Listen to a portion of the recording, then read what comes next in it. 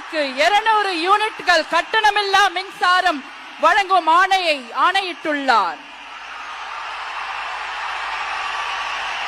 மாண்புமிகு தமிழ்நாடு முதலமைச்சர் அவர்கள் பெண்களின் பாதுகாப்பினை மேம்படுத்தும் பொருட்டு தடுப்பு மற்றும் பாதுகாப்பு யுத்திகளை முதன்மை மற்றும் ஒற்றை இலக்கை கொண்டு செயல்பட சிங்கப்பெண் சிறப்பு அதிரடி படையை உருவாக்குவதற்கு ஆணையிட்டுள்ளார்.